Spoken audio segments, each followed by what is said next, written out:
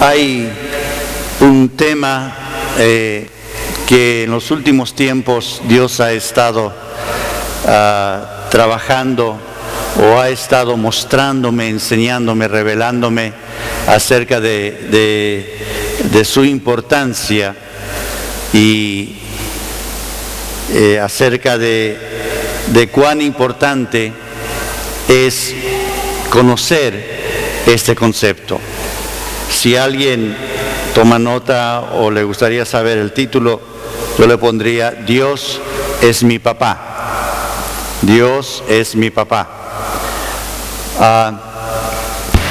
En el Antiguo Testamento, prácticamente, casi nunca los profetas, los escritores, los hombres de Dios hablan de Dios como su Padre. Siempre Jehová, el Todopoderoso, el Shaddai, y distintos nombres, Yahvé, distintos nombres, el Dios de los ejércitos, o Jehová de los ejércitos. Se usa distintos nombres porque Él así guiaba a su pueblo. Sin embargo, ya tenemos algunas palabras proféticas acerca de Dios con un concepto un concepto adicional que el pueblo de Dios no conocía, y es de conocer a Dios como Padre. Él es el Santo, Él es el Perfecto, el Todopoderoso, y es digno de alabanza y debemos alabarle, adorarle, y lo hemos estado haciendo, hemos cantado canciones de adoración, alabando, pero también cuando Jesús vino, más allá de revelar a Cristo como el Salvador, como el camino, la verdad y la vida, Jesús vino a mostrarnos que Dios quiere ser Padre para nosotros, para cada uno, que Dios es un Padre. Los discípulos escucharon a Jesús orar y notaron la diferencia de las oraciones, de la oración de Jesús, entre las oraciones que ellos oían de los teólogos, de los fariseos, de los escribas y de los estudiosos religiosos en aquel entonces, que eran los que debían guiar al pueblo de Dios. Y por eso ellos les llamó la atención que la manera de orar de Jesús era muy diferente a la manera de orar de los fariseos. Y Él comienza a enseñarle, y los discípulos le dicen: Maestro, enséñanos a orar, porque ellos notaron que la forma en que oraba Jesús era diferente. ¿En qué era diferente? En que Jesús, cuando se dirigía a Dios, oraba a Él, se dirigía como su Padre. Lo notamos en todo el Nuevo Testamento, en toda la vida de Jesús, que Él se dirige a Dios, no dice mi Dios, mi Rey, o Jehová de los ejércitos, sino siempre se dirige directamente al Padre. Y cuando le enseña a orar, por eso cuando Él les enseña a orar a los discípulos, lo primero que dice: cuando ustedes van a orar, comiencen orando: Padre nuestro que estás en los cielos. O sea, está tratando de hacerle ver a los discípulos que orar es más que decir palabras, es más que expresar deseos, intenciones, sino que orar es una cuestión de relación personal con Dios, que no es un rito, no es una costumbre, es una forma de vida, de caminar con Dios y de tener una relación diaria con Dios. Miramos en el capítulo 6, versículo 1, vamos a leer, dice: guardaos de hacer vuestra justicia delante de los hombres, para ser vistos por ellos, de otra manera no tendréis recompensa de vuestro Padre que está en los cielos. Fíjense que dice: no tendréis recompensa de vuestro Padre, del Padre de ustedes. O sea, Él quería enseñarles de una vez a los seguidores a que deberían tener que Dios es el Padre o quería ser el Padre. Más adelante, versículos 3 y 4 dice: pero cuando tú das limosna, no sepa lo que hace tu derecha, no sepa tu izquierda lo que hace la derecha, para que sea limosna en secreto. Y tu Padre que ve en lo secreto, te recompensará en público. ¿Cómo le dice? ¿Y quién? Y tu Padre. Fíjense, tu Padre. Tu Padre. Dios quiere ser nuestro Padre. Jesús vino a revelarnos a Dios como Padre. Un aspecto que hasta ese entonces no conocían. ¿Y por qué este concepto de una relación personal con Dios se perdió por una experiencia que tuvo el pueblo de Israel? Cuando Moisés sacó al pueblo de Israel de Egipto y Dios se manifestaba en la montaña, ellos cuando vieron cómo Dios habló de la montaña, los truenos, la grandeza, la santidad de Dios, ellos se asustaron tremendamente. Y dijeron, cuando Moisés se acercó, dijeron: Moisés, habla tú con Dios, porque no queremos morir. Y tú nos transmites lo que Dios te dirá a ti y nos dice a nosotros y nosotros obedeceremos. O sea, en cierto sentido, creo que sin darse cuenta han menospreciado, han rechazado tener una relación personal con Dios. Y a partir de ahí, Dios simplemente obraba a través de profetas, a través de los reyes, a través básicamente de líderes que Él escogía, como Samuel, Jeremías, David, pero no hablaba personalmente con todas las personas. Sin embargo, cuando Jesús vino a restaurar esta parte tan importante de una relación personal con Dios. Y a veces nos olvidamos de este concepto y simplemente entendemos que servir a Dios es tener un tiempo de oración, leer la Biblia y ya. Sin embargo, Jesús quiere que aprendamos a tener una relación diaria con Él. Y no únicamente una relación en el momento de oración, que posiblemente entiendo que todos los cristianos lo hacemos por la mañana o un tiempo por la noche. Tomamos unos minutos, un tiempo donde leemos la Biblia, donde oramos, pero no es eso nada más, no es eso solamente que Dios espera. Eso está bien, está perfecto. Dios espera que durante el día nuestra vida esté conectado con Papá Dios, con nuestro Padre Celestial. Por eso una y otra vez enfatiza Jesús en toda su enseñanza a los discípulos, desarrollar y le enseña a sus discípulos de tener una relación con tu Padre. Si seguimos en Mateo 6, le dije, solo en un capítulo Jesús menciona 12 veces tu Padre o vuestro Padre. En el versículo 5 dice: cuando ores, no seas como los hipócritas, porque ellos aman el orar de pie en las sinagogas y en las esquinas de las calles para ser vistos por los hombres. De cierto os digo que ya tienen su recompensa. Pero tú, cuando ores, entra en tu cuarto, cierra la puerta y ora a tu Padre que está en secreto, y tu Padre que está en secreto te recompensará en público. Fíjense que es bien importante esta parte. Dice, pero tú cuando ores, no ores para que la gente te vea.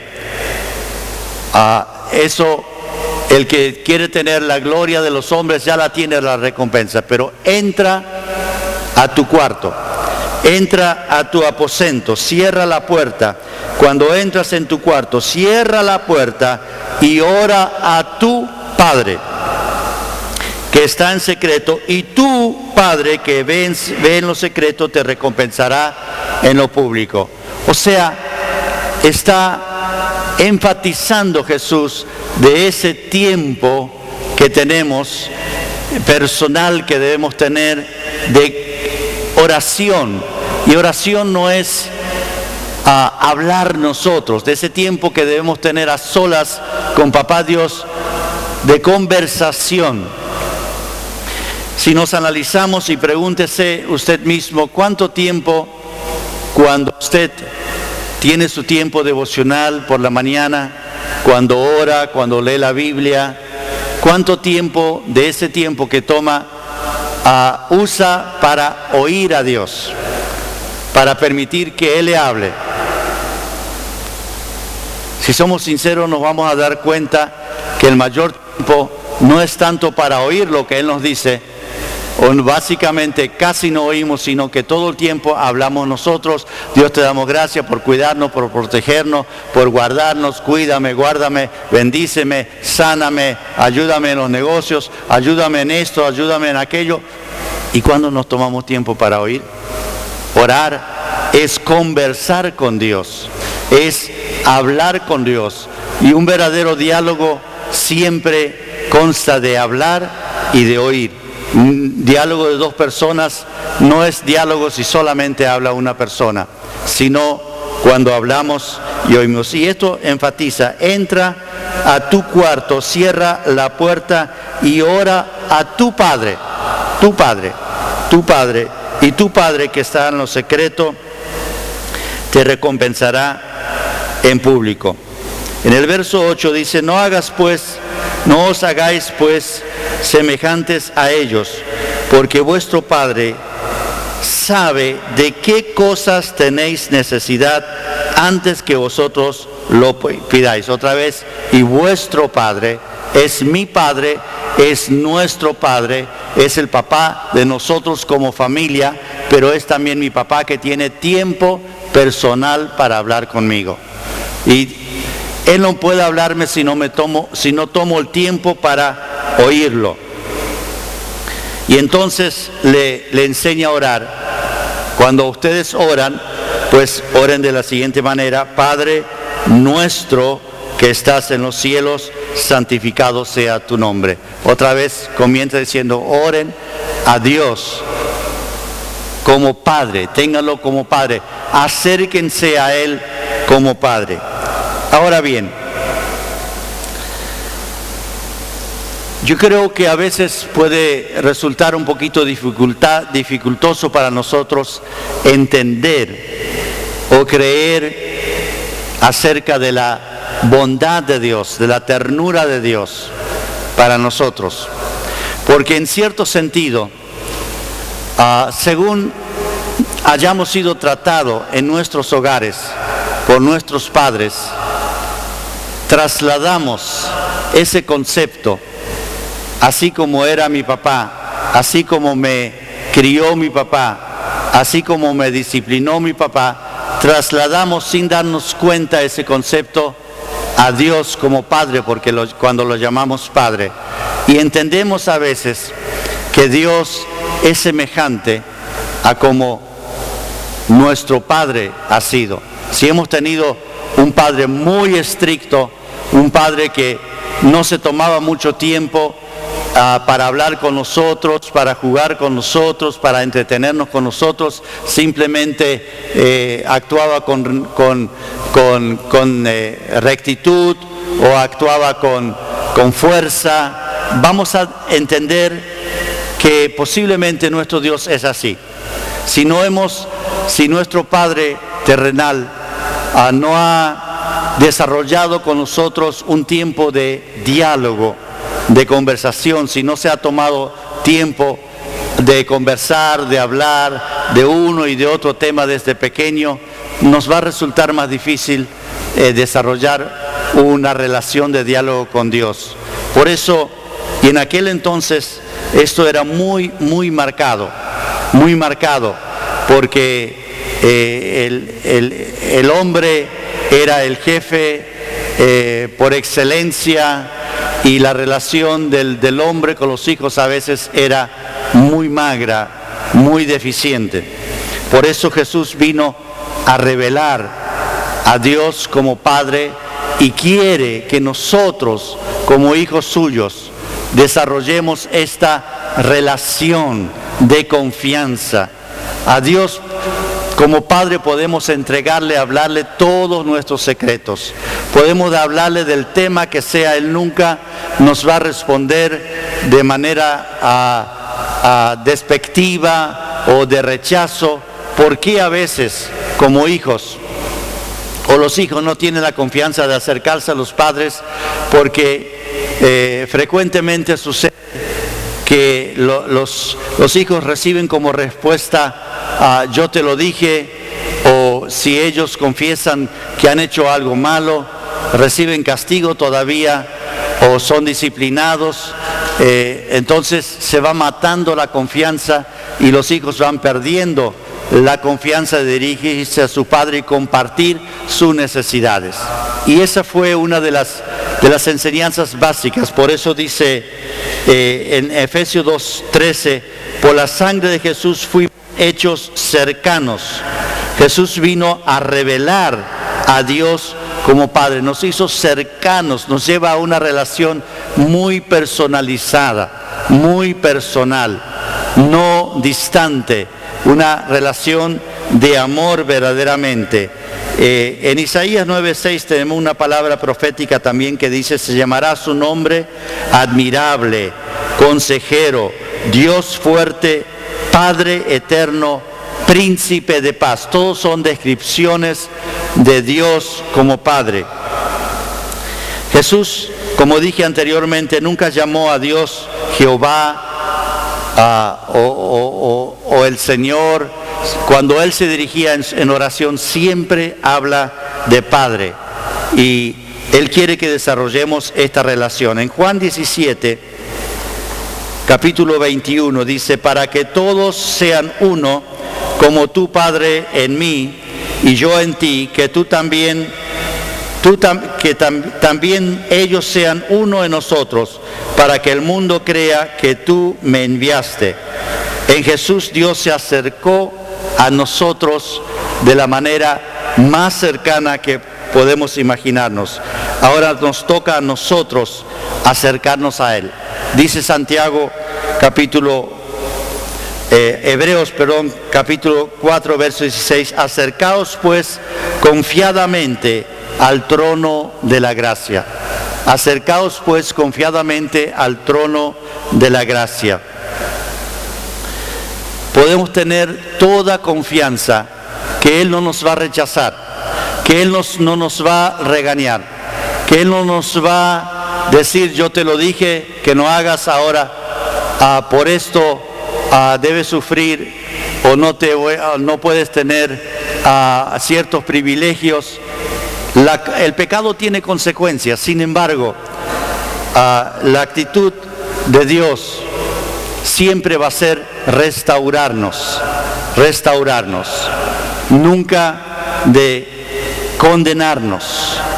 Por eso, ¿cuántos de ustedes conocen Juan 3:16? Todos, ¿verdad? ¿Se animan a decirlo conmigo? Vamos a decirlo todo mundo, a ver cómo dice. Porque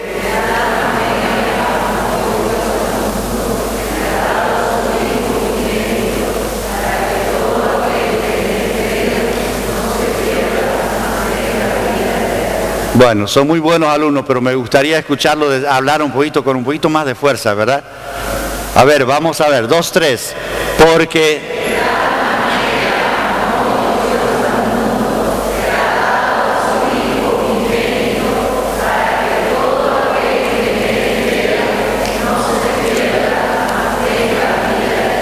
muy bien, sacaron un 10 todo. Aprobaron el examen. Ahora, ¿qué dice Juan 3:17? No miren la Biblia, no me hagan trampa.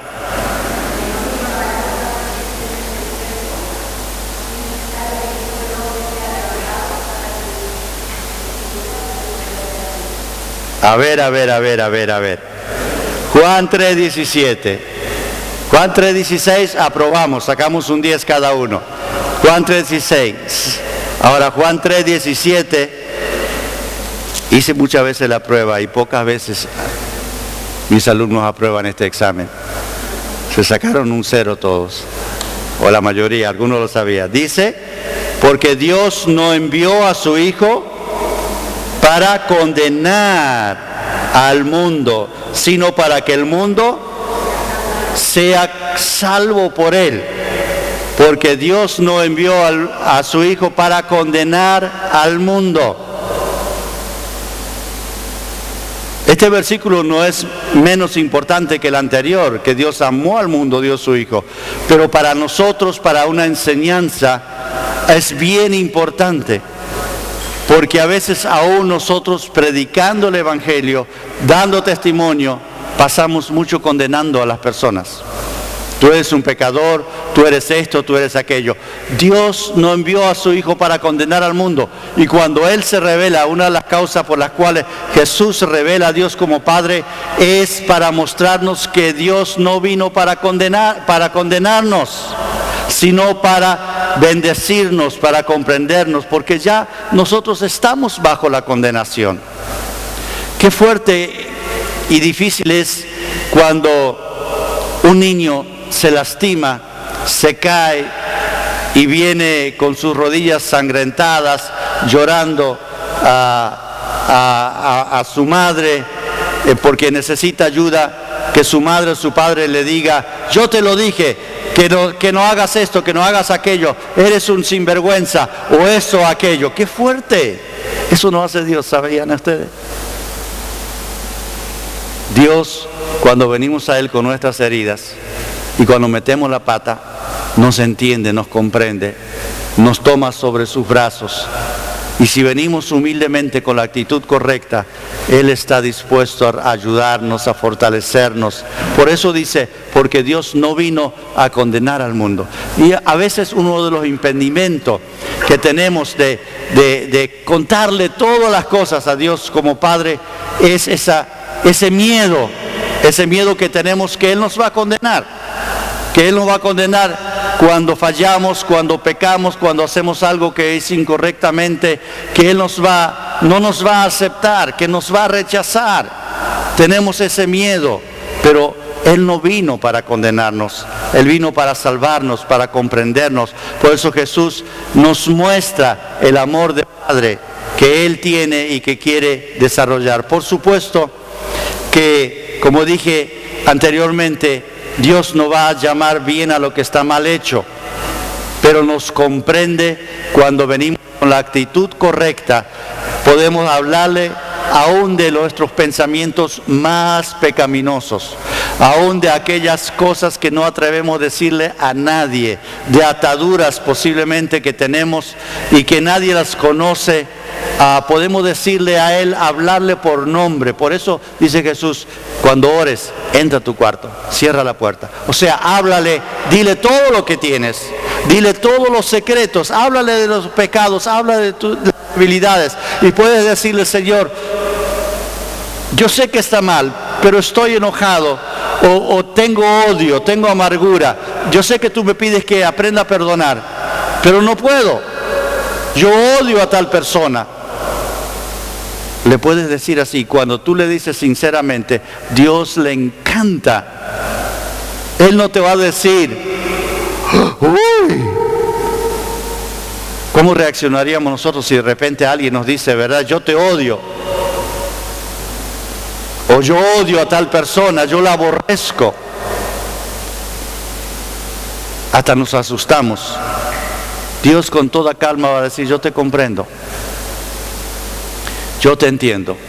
Y lo admirable es que nos dice la palabra de Dios en Hebreos, que Jesús fue tentado en todo.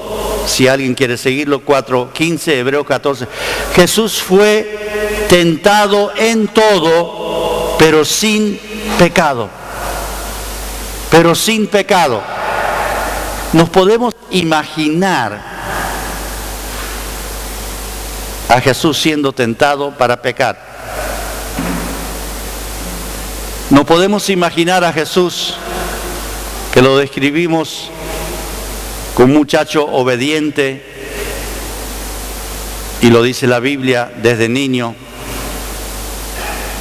pero sintiéndose tentado de robar alguna galletita de su madre, de su casa, algún dinerito. No podemos pensar. Sin embargo, la Biblia dice que Él fue tentado en todo,